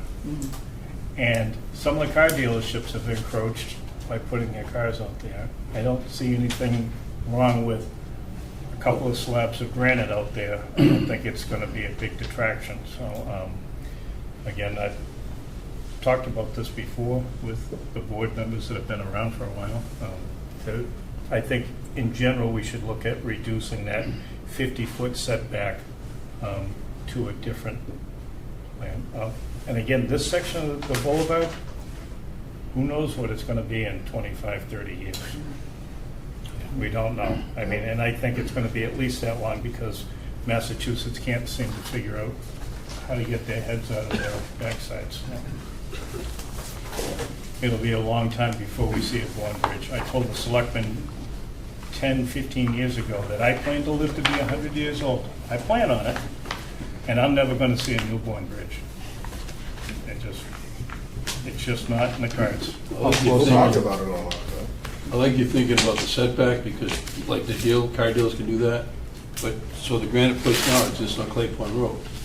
How many people just buzz by Clay Well, Pond Road? it's different, but on MacArthur Boulevard, the reasoning back when we created the 50-foot setback was we didn't want MacArthur Boulevard to become honky-tonk like Cranberry Highway in Wareham or some of the other places. So we wanted to create that separation. In time, I found through almost every applicant that's come before us is that they are looking to put their display out there. And I think they should be able to. And I think this board, on an upcoming meeting, we should change that in the bylaw. And we can have discussion on what the setback would be. Instead of 50 feet, we can cut that in half, something. But, you know, if we want businesses to come into Bourne and to be successful, they have to display their wares. And this would be an ideal way to do that.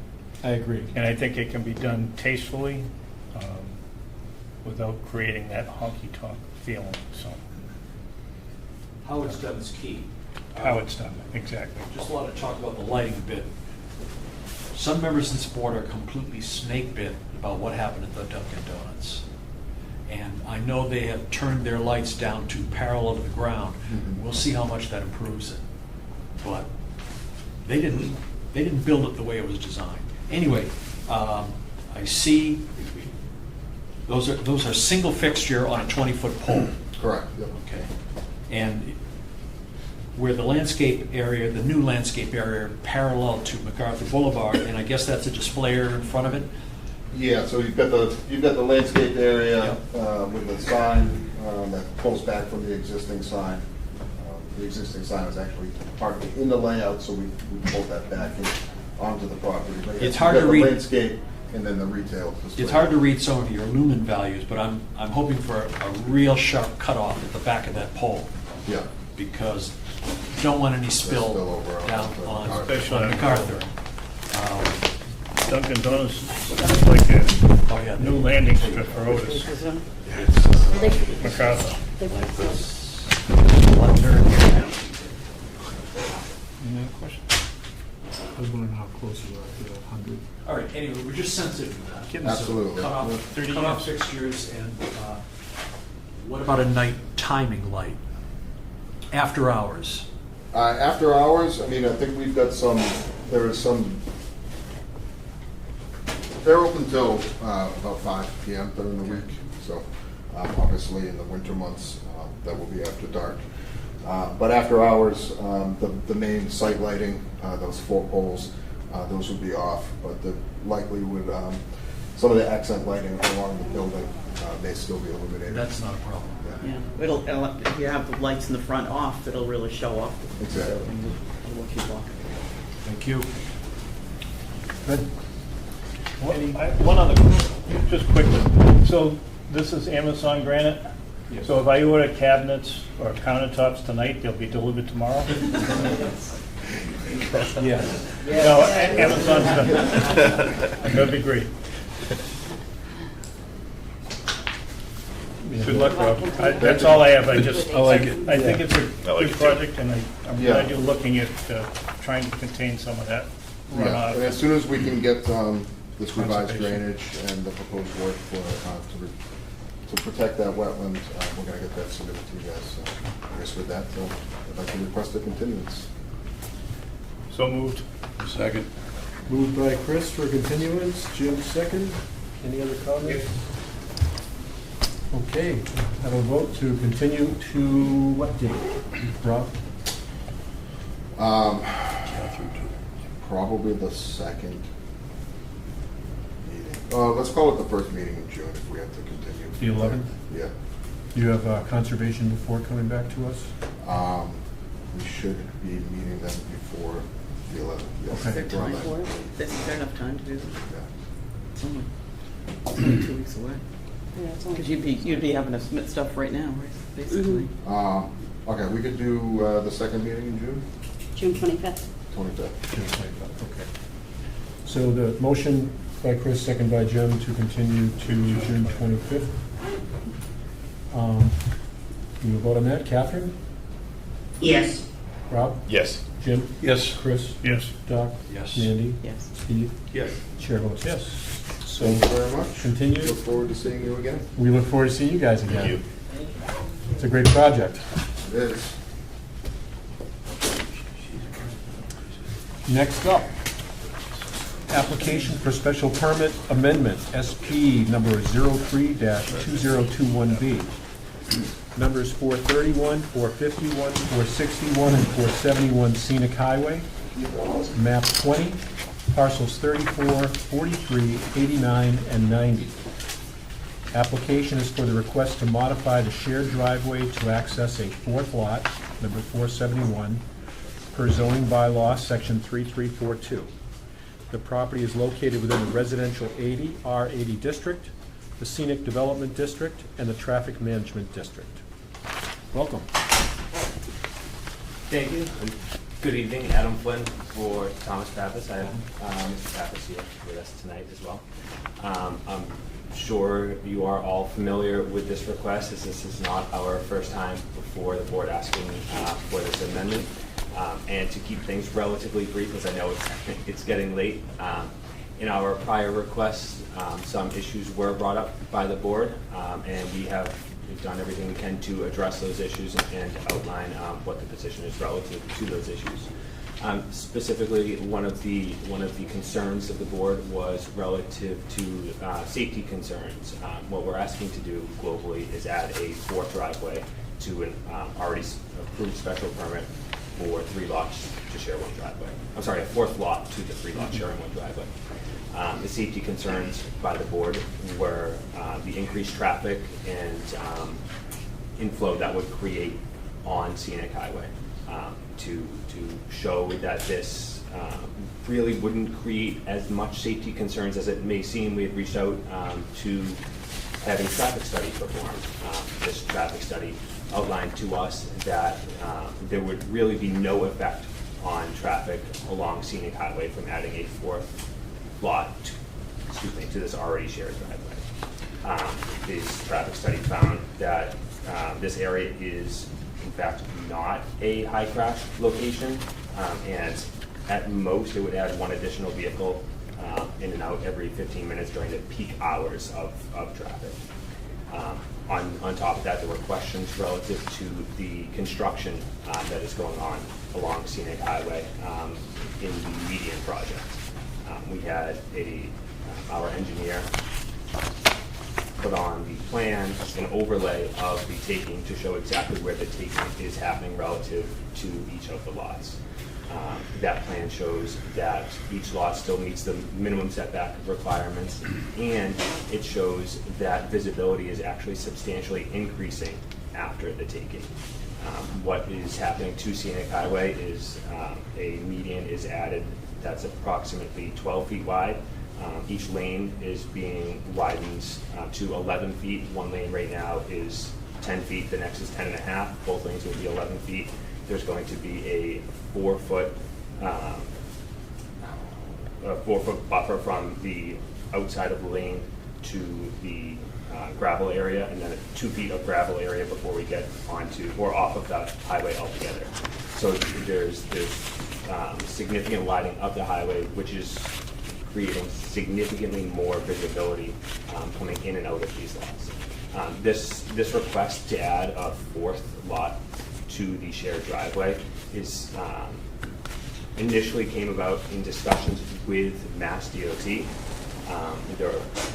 With these 4 lots, they had said to us that ideally we have 1 entrance and exit for all 4 lots. We don't want 4 individual driveways coming in and out onto Scenic Highway. And in those discussions initially with the 3 lots, they had imposed certain conditions relative to how wide the driveway should be, the entrance and exit area, with it being right turn only, and a median installed in that driveway area to prevent too much buildup coming in and out at the same time, and the separation of the cars there. These conditions imposed by Mass DOT just further enhance the safety. The median being installed is going to make it so there's a right turn only anyway out of this lot, and a right turn in only. So we come to the board today after discussions with Mass DOT, after addressing the concerns that were brought up previously relative to safety, and ask that this 4th lot be added to the special permit to share the driveway of the 3 lots. You talked about the traffic study with the engineers and stuff, that it's not a high impact area, but the whole area is being changed. So the engineer, he can see into the future? The whole area is being changed. That would only benefit safety. The way that this area was laid out previously, there was significant woodland along Scenic Highway where these lots are, and in between the lots and the road. All of that is now gone. There was also significant hill area that is completely flattened. I'm sure you guys have driven by the area, and it's wild to see, in my opinion. But that has only increased visibility from that lot and extended it further than it was before. So what's being done is just creating a better position to pull in and out of those lots than what was there previously when this traffic study was originally conducted. Anybody else? I have another comment, and I made it before. I was not I was on a hiatus from the board for a while.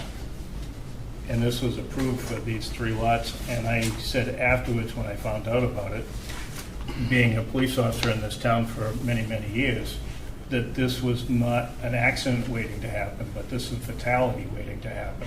And I would even stand by that even more now, because once you widen a road, people are gonna drive faster.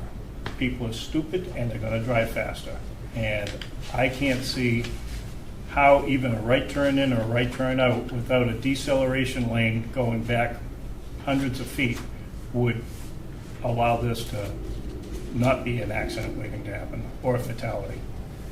A couple points relative to that, and I think it's outlined in the traffic study. The view here is upwards of 650 feet. So there's a significant period that you can see vehicles coming. The area or the entranceway and exit of the driveway has a median installed at the request of Mass DOT, yep, which allows for a slight deceleration and acceleration zone going into the lots and out of the lots. It may not be 100 feet, but it is there, and the visibility is of such significant nature that we think that it does address some of those concerns. Again, once you have a highway that's widened, even though there's a median barrier in there, people are gonna drive faster. They drive the scenic highway now at 65, 70 miles an hour. It's posted 50. Right. And I don't see those speeds going down any because the road's widening, which is gonna make this driveway even more detrimental, in my opinion.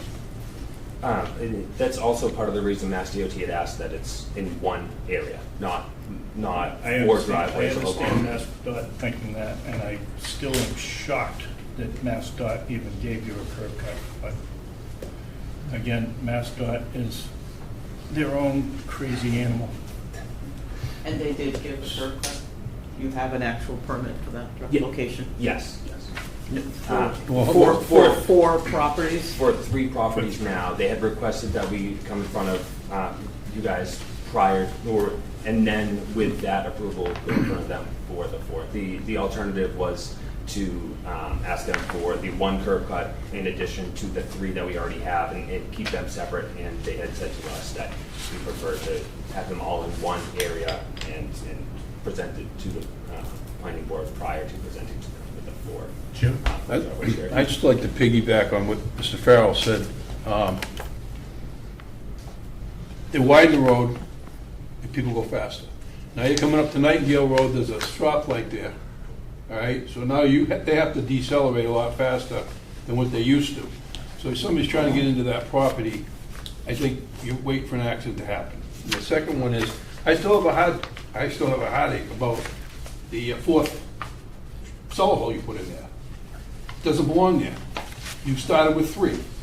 Put 1 in, said, hey, they're not here, paying attention, we'll put a 4th one in. I don't like that. So with your track record, okay, if you got something from the DOT, I think the planning department should have a copy of that paper. Do we have a copy of a curb cut? The MassDOT curb cut, I don't recall. So you're coming up, you're telling us this. I think I do. We want to see, you should have had copies for us, if you have a copy of that. I want to see that. But my heartache is still with the speed, the deceleration, and the fourth cellar hole. Relative specifically to the 4th cellar hole that is there, there was a miscommunication between my client and his son relating to that permit. And the portal in uploading the documents requesting that permit. There was a discussion between the two that the permit's all good to go, yes, and related to that specific lot, there was. But you've been representing this gentleman since day 1, correct? You were here when they asked for the 3? Correct. Okay, Correct. so there should be no miscommunication. You were here when they asked for 3 and they put up 4. When they asked for 3, no, I was not. That was prior to my involvement. Since that time, he has applied for a building permit for that lot, and the response he had received was, we need to see what the access to that lot is, whether it's going. I'm going to say no. I'm going to say no right off the bat. I'm not going to with track records. I'm not going to say no. relating to the permit from DOT, if the planning board does not have a copy of that, I can promptly provide it as soon as tomorrow. I think it's in Open Gov. We could let you know if it's not. Yeah. Thank you. I'm pretty sure it is. Yeah, I concur. Mix up not having a permit, putting a foundation in where no permit's issued is setting a very bad precedent that I would not want to set, to then come around back to permit post facto. Relating to that lot specifically, it does meet all the necessary setback requirements and the size requirements. I understand the concern. The process was not. And that's completely understood. Yep. And as I said, it has been applied for, and the response was we just need to see the access to that, and then it's all comes up from there. Any other questions from the board or comments at this time? Mr. Pappas would like to. Sure, have please. Welcome. Everybody. I just want to make it clear that it was a mistake about the building foundation going in. Everything's online today. What do you mean it was a mistake? Pardon me? What do you mean it was a mistake? I'm getting to that. Okay. I'm not good at computers, so I relied on my son's help, and he uploaded the first 3. And when I asked him if he had uploaded the 4th, he thought I meant the first 3, and he said it was all taken care of. I was in a rush to put the foundations in because I was getting a taking on the frontage of the property. So I mean, there's no benefit to me other than I was rushing to try to get the foundation in, and I thought my son had uploaded the permit. I didn't know that he had not uploaded the permit, and I immediately filed for the building permit once I had him upload the right one, and I apologize for that. It wasn't done intentionally. I had nothing to gain other than to solidify the foundation going in with my building permit and the plans that I had drawn. And it was a legal buildable lot. So, I mean, if I get punished for that, that's okay. I mean, it wasn't done purposely, and I apologize. As far as like the curb cut goes, it would be great to have one access out for safety, but being a legal buildable lot, it would allow for a curb cut on its own, and we could put 2 together, and since there's 4, one would share and the other would share. That would be as of right. We can't really do that because we were suggested to try to come in front of the board because DOT does care about what the town thinks. So it would be a strong message to DOT if the town didn't want it to put in a second driveway. And I don't think that would be in the benefit of the town or the people. I recognize it is a very high travel traffic area. As far as the traffic study goes, I thought that would be important because I don't want to do anything that's unsafe. I was surprised that Jeff, the man that did the traffic study for Vanessa, because I'm thinking about putting a 40B there. I don't know what to do with my property. I was going to put 4 big houses, and they were very private with access to the riding trails for horse lovers, and I just not really sure what to do. So it seems that maybe the town might benefit with an affordable housing project. But just to speed it up, Jeff had made the comment that, Tommy, you could put 100 houses there with the existing curb cut with a 400-foot setback. He said the right in and right out is like the safest curb cut that you could have. So I said, well, could you just write that one more house is okay? So for the report today, he did have absolutely no concerns whatsoever, safety-wise. And I don't know what other questions I can answer. I'm happy to answer whatever I can. I hope I explained it a little bit. I got a question for you. Pardon me? I have a question for you. Yeah. Computers and no computers. You've been in the building business for a while. Yes. And before the computer showed up, I believe you go to town hall and see the building inspector, and he issues you a building permit. Oh, he called me up and wasn't happy about it. So then, that's a cease and desist right there. Yeah, that's what it was. So Yeah, but it wasn't done on purpose. it's done. The only thing that I had to gain was to try to hurry up and get the foundation in, and I thought that everything was uploaded. That was the only thing that we were missing, was the actual uploading of the permit. And I had trusted that that had been done and was unaware that it wasn't. I do think that, not just uploading, I'm sorry? I do think it wasn't just uploading for the permit. You had needed to prove access to get the permit. I Right? needed to prove access. Yeah, for the fourth Oh, lot. no, I had a separate curb cut. You had a separate curb cut. Yes, but it wasn't approved yet. Yeah, so you I didn't had have, it submitted into the town. you need access, legal access, to have got a building permit for your fourth foundation. Yes. So it wasn't simply a matter of uploading and them sending you a permit. So you would have been before us for a curb cut or the DOT. No, I wouldn't have, because it's as of right. So I had the proper frontage to be able to have the building lot. But you still gotta have a curb cut. Still need a curb cut. Showing the curb You cut. have to have access to your You property. needed legal access for the fourth, because you only had legal access for three. Right, but I don't need legal access if I join the two together. That was my intention. So what I'm saying is, your Yeah. permit would not have been issued for the fourth foundation until you had legal access for that fourth foundation. You had legal access for the first three, not for the fourth. So it wouldn't have just been issued to you, you would have had to get your access as part of your permitting process.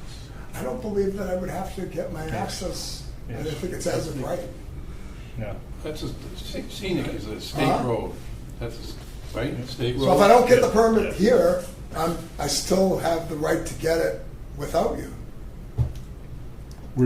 We can only do what we can do, so we're Right. not saying anything about that. We're just saying that, you're here before us tonight. We have nothing to do with the DOT. We only have to do with Bourne and what the planning board can do. I just wanted to make the statement back to you that you would need to prove access to get a building permit for really any lot, any foundation, any building. I see what you're saying. So it wasn't as simple as it seems. So at any rate, I still am not a supporter because of the installing a foundation without a permit on what was already kind of a stretch, in my view, of going to the three accesses from a single driveway off of Scenic Highway. I'm not disputing or going back to say it was a wrong decision. I wasn't here for that decision. I'm just saying that I am not a supporter of permitting post facto an access for a illegal installation of a foundation. How about if I take the foundation down? I don't care about the foundation. All I cared about was preserving my building lot because I didn't know what was going to be the end result of the taking. And I was rushing. Didn't do it on purpose to break the law and get over on anybody because there would have been no benefit for me to do that. And So you putting a foundation in, you think would have changed the taking by the state? Say it again? You putting the foundation in, Uh-huh. because you were in a rush, Yeah. because you didn't know where the taking was going to be. Well, no, because I have just barely an acre. So once the taking happens, it becomes a non-conforming, possibly a non-buildable lot. And my intention to build and my plans to build and my lot that got approved by the town came way before the taking. I think if you had an established buildable lot by right, an A&R lot. I don't know. And the I state was was gonna rushing. take a It's been a portion of it. terrible, terrible couple of years. No, I I understand. apologize. I don't know what more to say. We appreciate it. Thank Okay. you. Thank you. I got a couple questions on the traffic study. if this Sure. ever Mandy. goes further.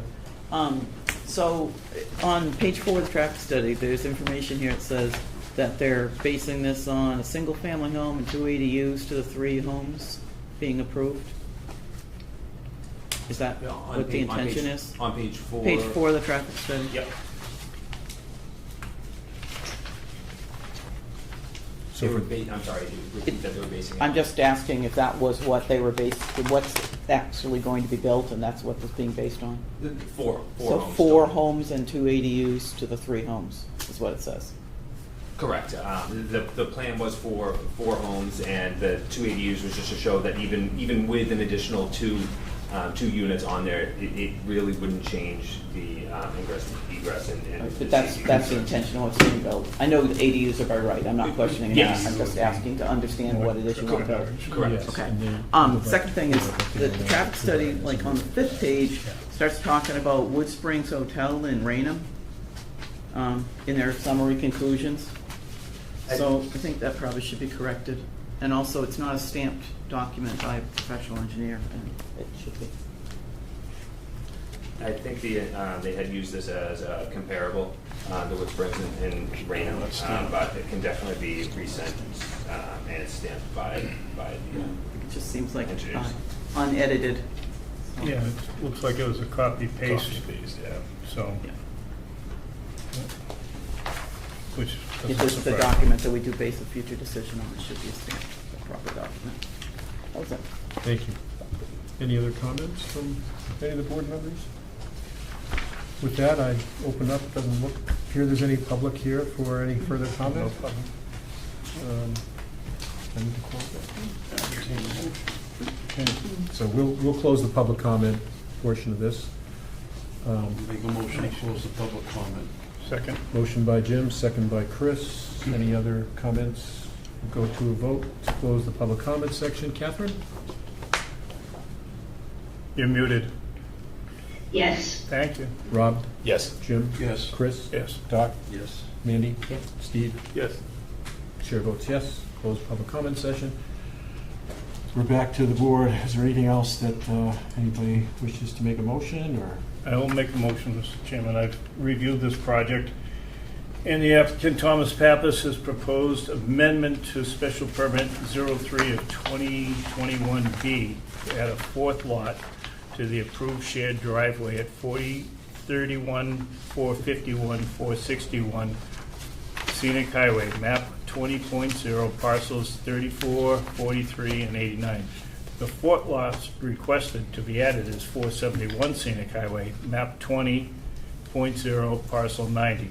Mr. Chairman, based on the planning board's review of the exhibits, the testimony of the applicant, expert witnesses, and records of the proceeding, the planning board has found that this project is not consistent with the town of Bourne's zoning bylaws, section 1331, special permit criteria, and 3340 egress standards for a shared driveway within the traffic management district. Therefore, I make a motion to deny site plan review special permit 03/2021B for the following reasons. Pedestrian vehicle flow and safety. The project does not meet special permit criteria, section 1331 small a for pedestrian and vehicle flow and safety because the project is located directly on Scenic Highway between stations 121 and 126. Scenic Highway is a 4-lane highway connecting Sagamore to Buzzards Bay and Route 3 to 495. When traveling from the east to the west, there are concerns regarding the increase in the driveway usage at such a challenging curve. Vehicles often travel at speeds of more than 50 miles per hour. B, impact on natural environment. The project does not meet section 1331, impact on natural environment, because no erosion controls or stormwater mitigation has been proposed, and development of this lot could have a negative impact on neighboring parcels to the north due to steep topography. The planning board originally conditioned a special permit that no further lots shall be served from this residential driveway. According to section 3344 small b, egress standards, special permits under section 3340 shall be granted only if the planning board finds that the alternative proposal does not circumvent the intent of the subdivision control bylaw. The planning board finds that this request circumvents subdivision control law. Lastly, per section 1238B, the following was added to the plan but is not eligible: the owner for the parcels, the address, lots of areas of each lot coverages for each lot, utilities, and erosion control. Therefore, I make a motion, sir, that we deny this. Second that. Motion to deny by Chris, second by Jim. Any comments or questions from the board? We will take it to a vote. Catherine? Yes. Rob? Yes. Jim? Yes. Chris? Doc? Yes. Mandy? Yes. And Steve? Yes. The chair votes yes. Fortunately, we have a denial for unanimously tonight. Thank you so much. Thank you. So thanks. Passing, I forgot this in the beginning, is anybody recording this? Thank you. Mr. Chairman, I make a motion, we adjourn. Second. Motion adjourned by Chris, second by Jim. All in favor? Aye. Aye. Aye.